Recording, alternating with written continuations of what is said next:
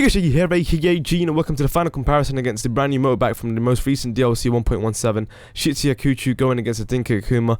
Now that we've pretty much compared the most popular bikes within this category and this class, I can guarantee you that from this information we've gathered with these episodes, that the Hakuchou is most certainly viable for actual racing that can compete against the other motorbikes that are top of this particular class.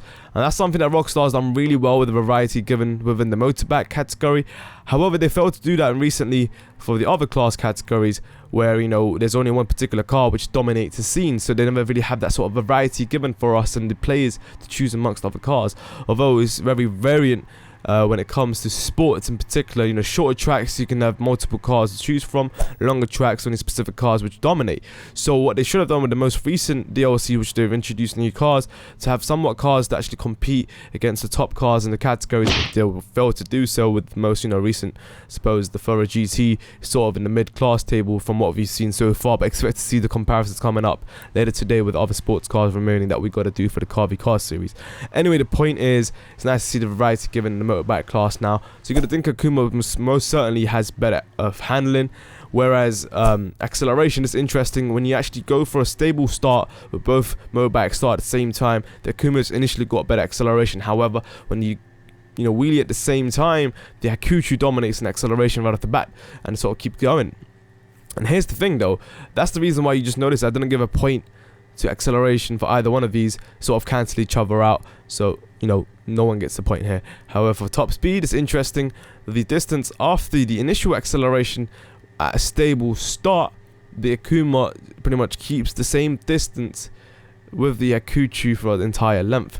Now this is vice versa. Now if you did same start with the wheeling at the same time. Now the Akuma, of course, we know struggles to wheelie consistently, whereas the Hakuchou is very simple and straightforward, even at high speeds, where you sort of wheelie for about half a second at the beginning, right off the bat with Akuma. That's pretty much it. You can't consistently wheelie, so Hakuchou will dominate. At the same time, the distance will be kept the same, but then again it won't, because Hakuchou can continuously wheelie just like the Batty, so Akuma is where it won't dominate. Now at the same time, if you go in a stable start when no one wheelies, it's going to cancel each other out.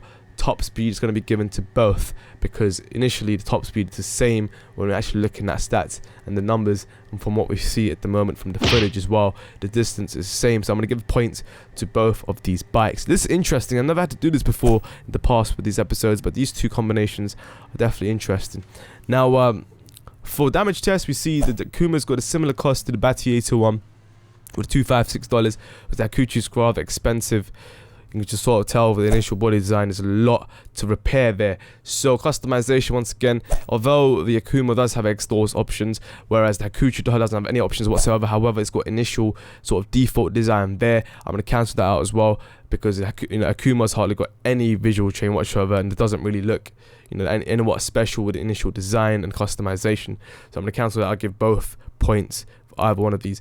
At the end, it does seem like the Akuma did dominate quite a bit, but I would say, regardless of what the overall score is putting all the factors together, the Hakuchou is most certainly viable in a racing environment. You can definitely use it. It's another bike that you must have in your garage to make sure you have that variety there as well. It's an awesome bike, it looks amazing, and the performance is definitely on par with other top bikes within this class. I'm loving the variety in the motorbike class. Let me know your thoughts in the comments below with the Hakuchou. Thanks for watching, guys. I'll see you guys soon.